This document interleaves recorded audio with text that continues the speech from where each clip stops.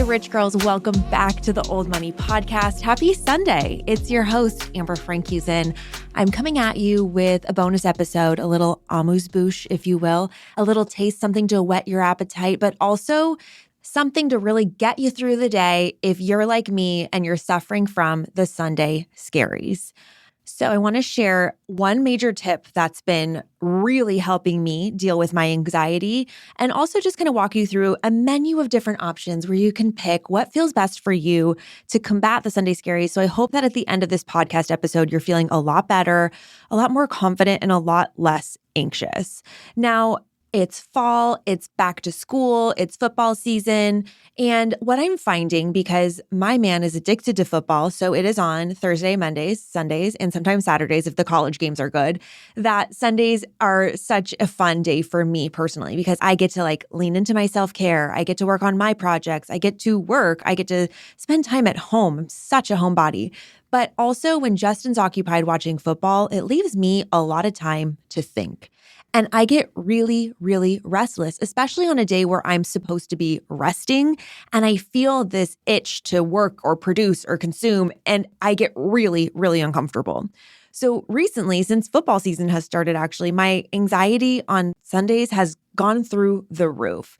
Now, I've actually gotten this question a few times on social recently because there's a lot of new listeners here that I might not personally know. And they ask what I've done for work or what I do now. And I used to work in a private real estate development company in San Diego. And I was always stressed. I was in a constant state of stress. It was a very high pressure job. It was very visible. I was also very young and really trying to navigate not just the work, but the politicking and the investors and the, other teams. It was just a lot for me. And that's when probably my anxiety was at its worst. But now I own my own company and I still feel anxiety. What is that about? And I realize in myself that I've really contributed to having a lot of the same thought patterns about my need to be always working and always on that have contributed to me continuing to feel this anxiety. But not only that, nobody's immune from Sunday scaries. Even if you work for yourself or you work for somebody else or you don't work at all, it's very normal to, at the end of a vacation or a couple of days off, to get this uncomfortable feeling about anticipating what's to come. Now, Sunday scaries can manifest in a lot of different ways. You could, for example, feel a sense of dread or doom. You could feel angry. Do you get hot in your body? Are you resentful of the work? Do you feel controlled? Actually, just as an aside, that's kind of how I get. I get hot and itchy and almost angry in a way that my schedule will be so packed that I won't have any time for myself. I'm either on calls with clients and I'm nervous about them for some reason. And that's so stupid because I have the best clients in the whole world that I always have great conversations with, but I don't know, I get anxious and strange. But anyway, those are kind of the emotional feelings, but they can also manifest as physical symptoms in your body. You could have an upset stomach, a headache, you could feel restless, irritable, you could, not sleep. That's what I'm going through right now. And, there's so many things that causes these Sunday scaries. It could be a sign of overwork or burnout. It could be that you work in a toxic work environment and you're not looking forward to dealing with a boss that's always cutting you down Monday through Friday, right? You might be feeling in over your head. Do you feel overwhelmed or unprepared? And that really could be for somebody working or somebody who's a stay-at-home mom, for goodness sakes. Are there so many things that you feel like you have to get done, but you just don't have enough time? That's a feeling I think a lot of us can relate to. And it also could really deal with just the amount of free time or free space that we have in our brain. So we all know being on TikTok late at night is not good for us, right? It's blue light, it disrupts our sleep, and it's a lot of dopamine and a lot of activity for our brain to take in when we're supposed to be winding down. But it might not be your fault that you're addicted to TikTok at night before you go to sleep, because what's been studied now is that a lot of people are almost rebelling against being available all day and having so many tasks that they need to get done, that when they finally get to bed and they finally have their own time with their own space with no one else that they have to answer to, they want to indulge. And indulging in a passive activity that's entertaining, that's keeping us engaged like TikTok, is a rebellion against having the rest of your day be scheduled out. And so we're seeing a lot more people have problems sleeping at night. I read a great article about this recently. But we all have a ton of demands and schedules and things that are weighing on us. And it's in our best interest to shake it off. And the reason this fits into the Old Money podcast or conversation in general is because it's about living well. And that means living well on Sunday. I mean, that's 1/7 of your life, a whole day. And you want to spend it anxious? Nobody does, right? So we want to take control of that day acutely and make sure that we are feeling good on Sundays. We are feeling good with our own time. We want to be living well and making the most of our Sundays so that we are prepared for the week, but also enjoying our time. And secondly, I want to, if this is something that's chronic for you, help you identify if it's you, if it's the environment, and what to do to fix it. Because nobody should be having a Sunday that's ruined by anxiety every single week. And that might take changing your situation internally or externally. So we're going to explore that today. So let's jump right into it.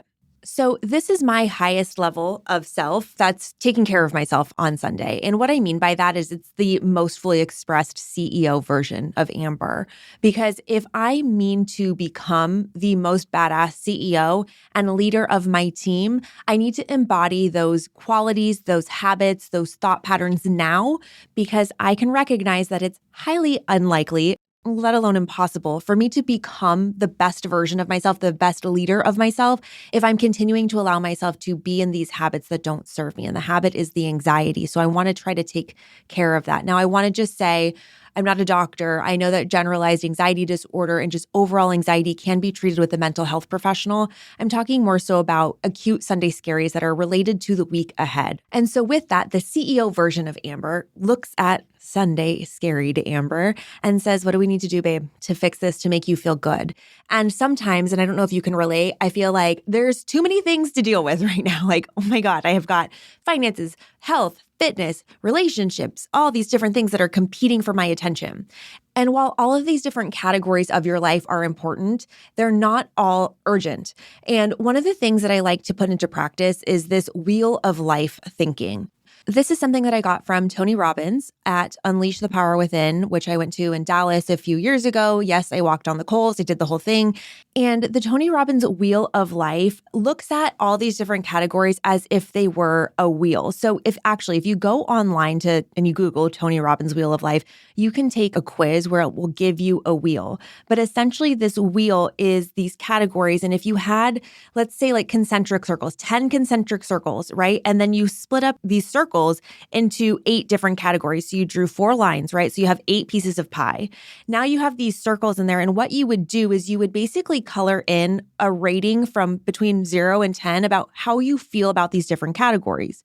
So some of the categories are career, health, love and romance, family, you have personal growth, environment, recreation. So all of these different categories, right? And maybe I'm feeling really shit about career, so I put a 2 out of 10. But I feel pretty good about health. So I'm going to put that as a 7 out of 10. And what you notice is that a wheel doesn't really spin very well unless all of the different categories are balanced so that you're at about, let's call it a 5 or a 7 or an 8 or whatever it might be, so that your wheel can roll, so your life can roll. Because you have to tend to all of these categories and make sure that you're healthy, but you also have balance with your relationships and also with your work in order for things to flow so you can get some momentum. So as opposed to figuring out how to fix all of these things at once, you look at the categories that are the lowest, and we're going to find out some ways to take action items on them. So for example, if health or physical body is something that you want to improve on, my menu on a Sunday, and again, I say it's a menu because I don't like a routine. I don't do the same thing every Sunday. I have these options and these different ideas that I can pull from. But some of the things that I do are I restock my supplements. I do a mini meal prep. I have at least some hard-boiled eggs in the fridge. For us, we get meal deliveries. I've talked about this before with Cook Unity. I'll put the link in the show notes. It's like having a personal chef deliver food to your house every Sunday. And if it's a week we're not doing it, I'll do an Instacart order. But I also book my workouts for the week. So I get into my schedule, I go into the Orange Theory app or whatever, and I book where I'm going to work out. My Pilates class, whatever needs to happen, it gets scheduled. And then the workout or the body that I do on this day is going to be very gentle. So stretching, I'll get in the Norma tech booths in our house. I'll maybe go to the sauna. Maybe I'll do a yoga session, very gentle. This is not a day where I'm doing a lot of output or high energy intensity. I'm letting my body rest this day. So for me, just kind of pushing the car on the track, as I like to say, or touching this touch point on the wheel of my life makes me feel like I've done something to contribute to improving that area of my life. In my relationship area, I make sure that I sync my calendar with my partner. So Justin and I, we share a car, for example. We're a one-car household. That's one of our old money mentality things. We don't want to spend extra money when we both basically work from home all the time. So we have one car. So we make sure that we sync. So I know when Justin's workouts are, or if I have a client meeting and we need to adjust, or we need to make sure we have fun plans on the horizon. All of those things, we just take 5 minutes to sync on that. It makes us feel really connected and close and aligned. And it also helps avoid any conflicts that could come up later on down the line because we didn't communicate early enough. The other thing is work. That's a big one, right? So probably your Sunday scaries have something to do with work. So I don't recommend working all day on Sunday, but I definitely recommend blocking out your schedule. I usually do it for about 2 weeks at a time. So when I have my schedule for the coming week, I'll put some additional blocks in my calendar for work blocks or projects that I want to execute on. Then the following week, I kind of proactively block off at least a day for deep work for myself. And then I also look at what my top 3 to 5 things are going to be for Monday. This is the Ivy Lee method, and it's identifying the top 3 to 5 goals, outcomes, not tasks, but outcomes that you're going to get done on Monday. And the reason I like doing this on Friday or Sunday night is because sometimes Monday morning rolls around and I'm already like reeling still from having my Sunday scaries, and it takes me a long time to get motivated and started, and it makes me feel like I start off on a slower foot. So having my 3 to 5 things on Monday, I'm knocking those out before I even go into my office with my team. So we have a team meeting that starts at like 10 o'clock in the morning on Monday. I've already gotten my 3 hardest things done Monday before I get into the office because I've defined them and I can take action on them right away. The other thing that I do is I look at my schedule. This is the CEO tip for you. And I plan out my outfits for the whole week. I do not do a plan for outfit for one day. I look at where I need to be, where I need to go, and I literally just group things on hangers in a special place in my closet where I can just pick each day out and it's done. And by the way, the whole style situation, I have got the formula. It is coming to you ASAP because I don't think I've dressed better recently with less effort. I mean, it's been a big game changer for me. I finally got my pieces. So I'm excited to share that with you. Anyway, and then also on home, I'm getting my chores done as best as possible in the morning, and I'm also scheduling things in my calendar. Now, I know some of you are in the baby phase, the toddler phase, and things like laundry are constantly ongoing. Number 1, I have major sympathy for you. Number 2, this is the season. It will not always be this way. And I say that also because I'm not a parent, so I have a lot of extra awareness around when I'm talking to women who have children because I just don't know what that's like yet. But I do know things about what it's like to work in a hyper-competitive work environment. I do know what it's like to work 100 hours a week trying to start a business and get it off the ground. I've been there, and it can be really uncomfortable. But the thing that helps me is taking control of my time and allowing myself to be unapologetic about my rest time on Sundays specifically, but also throughout the rest of the week. So really getting ahead of that and acting proactively versus feeling burnt out and then having to cancel things will help you feel a semblance of control, which often the feelings of feeling out of control is what can cause Sunday scaries. So taking control of yourself, of your life, of your schedule, hopefully can help combat that. True wealth is not about owning things, it's about owning your time. And what if I told you you could save one day every week? Because I do. Today's show is sponsored by ClickUp, the app that runs my whole company and this podcast. It's an online productivity and project management tool that's so easy to use. We use it at AF Marketing to plan projects, schedule tasks, and manage resources. We collaborate internally on projects. We also loop in outside vendors or contractors, anyone who helps keep project management super streamlined. And this is a hot tip. I have a full Wikipedia of standard operating procedures for every single client, for AF Marketing, for this podcast, all set up in ClickUp, and it makes our lives so much easier by staying organized, delegating tasks, and keeping notes straight. ClickUp is built for teams of all sizes and industries and can be used at work or in your personal life to help you get more done in less time. It replaces all of your unorganized work apps and brings your tasks, docs, goals, chats, and more into a single shared workspace. We are obsessed, if you can't tell. And if you're ready to upgrade your life and business, ClickUp is the tool you need. To support the show, please use the link in the episode notes or on our website under special offers. And it's going to take you right to a to-do list template so you can play around with ClickUp. All you need to do is set up a free workspace, just confirm your email, try it out, make one task and see how it feels to be on the road to organization. There are a ton of free templates for your personal life, your side hustle, or your business. Or if you're employed by someone who doesn't use ClickUp, take ownership of your own career and use it to get yourself ahead and get that raise, baby. And here's the best part. ClickUp is free forever. So just use that link in the podcast notes or on our website to set up a free account, verify your email, create one task. And if companies like Uber, Google, and AF Marketing are using it, you'll be in good company. If you do move forward and upgrade to a paid plan, use the code OLDMONEY to get 20% off unlimited and business plans for the first year. That's code OLDMONEY at checkout, all one word, OLDMONEY, to save 20%. Save one day every week and get more done with ClickUp. Now, I haven't even gotten to my big major thing yet that has changed the game for me, but I wanted to drop a couple more items in your self-care menu.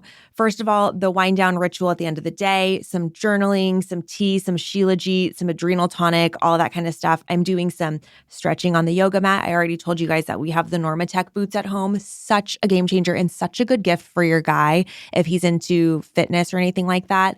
I got these for Justin for Christmas last year, and I basically got them for myself because the Normatec compression boots are so incredible for muscle recovery, lymphatic drainage, just feeling better, especially after you work out. If you have delayed onset muscle soreness, it is a game changer. But honestly, I'm obsessed with them. They're so soothing and therapeutic. Anyway, switching gears, one of the things I want to say too, as it relates to physical activity, I'm not a big sit down, be quiet breath work person when I'm anxious. When I'm anxious, I have to move it out of my body. I have all these big emotions and I need to get these emotions in motion and shake them out. So if I'm feeling anxious, I will literally dance around in my room. I will shake my body out very hard until I feel like that anxiety is gone. And I'm paying a lot of attention to my body and how I feel with this anxiety. And I get very tense and, tight. So I also do a lot of walking. So I don't know if you have a dog or not, but I think that dogs are the key to Sunday Scaries because they're so fucking sweet and they force you to go on big walks. So I have a very unathletic dog that I'm dragging around the neighborhood, but I still drag her around that neighborhood and I walk and I talk to myself, I journal it out. When I am feeling stuck in my own stuff, I like to go serve or take care of others. And even if it's my dog, it makes me feel a lot better about my situation. And sometimes when I'm on these walks, I like to talk to my future self. And I'm not talking about coastal grandma Amber, who's 85 years old. It's going to be okay. I literally talk to the Friday version of myself. If it's Sunday night and I'm feeling stressed, I will walk through my calendar in my head as Friday me and tell me that it's going to go fine. And I basically visualize everything that I'm worried about going really well. And one of the things I worry about is feeling exhausted or feeling overwhelmed and identifying that hey, you might think now that you feel overwhelmed on Monday after work, but if you take care of yourself now and you have control of your day and you have momentum going in, you will feel less overwhelmed on Monday. And by Friday, this is how things are going to look for you. On Thursday, that really big meeting, let's script it. Let's walk through some of the things you're going to talk about. So I literally have these crazy conversations with future me that just lives 5 days in the future, and it really helps me calm down. However, this is the thing, y'all. This is the thing that has been changing my game on the anxiety because we've talked about I have really high cortisol. And cortisol is the, not serotonin, the hormone, that gets released in your body when you're stressed because you're in a state of fight or flight. We've talked about the nervous system before in financial fight or flight, but when you're in fight or flight, your body is ready to respond to anything. And I recognize now I am in a state of fight or flight because I'm afraid of my phone ringing or I'm afraid of getting a challenging Slack or text or a problem that I have to solve because it feels like a lot. And so what I've done on nearly a daily basis is I've taken a notebook, an actual notebook and a pen, and I've written 2 columns. So I draw a line down the middle of the page and I have 2 columns. One of them says fight or flight, and then one of them says rest. And I go through not just the things that are on my mind, but like the list of clients that I have, the list of open projects that we have. And I will put them, every single thing I can think of, in one of the 2 categories, either fight or flight, meaning this thing is stressing me the fuck out and it's making me have a fight or flight response, or rest. And that thing is okay right now. It's the client's taken care of, the project's in motion, the things have been delegated. Whatever it is, if it's in a state of rest, even things like my relationship with Justin or our dog or our rent is paid or the bills are done or I took care of my money date this month, anything that can go in the rest category out of this wheel of life or projects for work, whatever it might be, the rest list usually is pretty long if you let yourself think about all the things that you can be at rest about.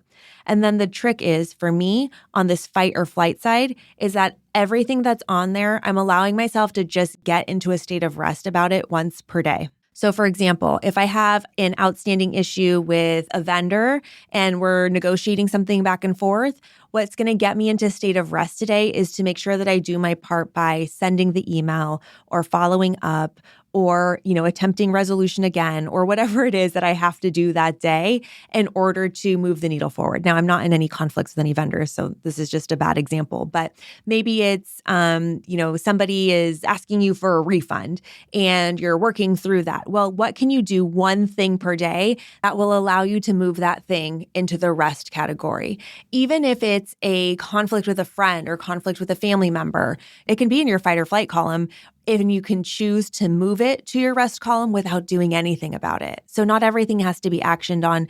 If it's on your mind and it's bugging you and it's something that's making you feel anxious or stressed, acknowledge it and then decide to move it to that rest column. So I will physically cross things out of the fight or flight list and then I move them over to that rest side so that at the end of the day, even if I'm just acknowledging the thing, I'm moving things actively in my brain from fight or flight to rest. And it really helps me calm down because I've put everything out on paper. I love a second brain, you know that. And then it's not my problem. It's out of my hands. Jesus, take the wheel. I don't need to be stressed about it anymore. So with those being my top menu items for self-care on a Sunday of combating the Sunday scaries and all the different things that you could do to really treat yourself like the CEO of your life that you are, I'll leave you with one last thought, which is what to do when this is a chronic issue of Sunday scaries. Number one, I've mentioned this before, but if you are experiencing anxiety all the time, you need to see a doctor, a healthcare professional, a therapist, a psychologist, anything like that, because we're not meant to go through life on our own, and it's totally okay to get help and reach out to people. And the reason I say that is the number one thing to do is because what I see a lot of online is people saying, I have Sunday scaries, my work culture is super toxic, and I don't know if I should keep working there. And people say, get a new job. But here's the thing. If you trade your pain, you decide that what you have right now is so toxic that you need to find something else, without healing or working on your inner circumstances, it may be very likely that you repeat the same choices or have the same experiences, whether your environment changes or not. And that's what I want to save you from, this trading your pain. You think something else is going to be good for you, but your mindset, your circumstances internally, they haven't adjusted. And like I always say, you don't get to change the circumstances and then become the person that you dream of. You have to be the person you dream of so that your circumstances will change. It's not the other way around. And the reason that we know this is because of the things that we repeat in our lives when we don't heal them. For example, if you have family trauma when you're young and you become accustomed to that, you're familiar with it, your brain likes familiarity. So even if it's not great for you, if it's familiar, your brain will say, let's stay here because it's safe. Or maybe you're the type of person who dates the same type of partner all the time. You're like, oh my gosh, it's just like the last guy. It's just like the last girl I dated. And it's because you're attracting the same thing over and over again. So you might think that getting into a new relationship will change the dynamic, and it will. But if the dynamic within you hasn't changed, it's something that we need to look at first because we're the common denominator in all of our problems. So when I say working on yourself now, you're here listening to this podcast, implementing some of these habits and tips with me. I'm doing this along with you. And I'm always striving to improve myself so that I can have a better quality of life. I can have more relaxing Sundays with teas and scones and good books to dive into and no Sunday scaries. But the reality is life is hard and we have to navigate it together. So as we talk about the bigger picture, is this a season or is this chronic? Is your big question to journal on. And if it's chronic, what about it is chronic? Is it chronic in the way that I'm responding to things? Is it chronic in the way that other people are showing up for me in my life? Because if we want the circumstances to change, we can really control our own circumstances more than we can control anything else. And I want to tell you from living it myself that when you become the person you want to be, everything around you changes. And so that for me starts with habits. It starts with starting the week off in a really positive, strong place. And it really does mean not having as much anxiety as I have. I know this is an amuse-bouche, so I'm not supposed to give you a stock tip, but I'm going to tell you my stock tip and the thing that has been helping me as well. And I'm not drinking a ton right now. By the way, don't drink yourself to numbness on Sunday. You're going to pay for it on Monday. And I love a kombucha. I love a sparkling water in a wine glass rather, so that it feels elevated. But here's my real tip is that I have been taking CBD tincture, a 30-to-1 ratio. So 30 points or 30 parts CBD to 1 part THC. So it has no psychoactive effects. I don't feel anything. My gosh, you guys, it's been such a game changer for my anxiety and just my overall inflammation. My face has really gone down in size. It's crazy. So I'm addicted to it. I'm taking a dropper or two a day. And the one that I'm using is by Papa and Barkley. It's super affordable. I got it at a local dispensary. It made a huge difference for me. And just doing something ritualistic as well to gently take control of that anxiety. So I'm wishing you a really happy Sunday, a productive week ahead, and a reminder that the habits that we implement today, the ways that we take care of ourselves, our mindset, our bodies, our environments, internal or external, that's what creates the wealthy life that we're after. That's what creates the feelings of richness that we're after, that good life, girl. So enjoy your Sunday, and I will talk to you on the next episode. Bye-bye. Feeling rich? I hope so. Thank you for joining me on this episode of Old Money. If you have questions you want answered, email me at oldmoneypodcast@gmail.com or hit us up on social. We are at Old Money Podcast, and I am at your service. If this episode spoke to you, inspired you, helped you, if you took a single note, it would mean the world to me if you could please just take a minute to rate and review the podcast. And if you're not doing so already, subscribe. And if you have friends who like getting rich, please share this episode with them, even if it's just on your Instagram story. And I'd love you more than Jeff Bezos loves Amazon Prime. Thank you so much, and I will talk to you on the next episode. Remember, I'm not your lawyer, I'm not your tax professional, and I'm not your financial advisor. The content presented in this podcast is intended to entertain, educate, inspire, and support listeners in their personal and professional development and does not constitute business, financial, or legal advice. In addition to that, this episode may contain paid endorsements and advertisements for products and services.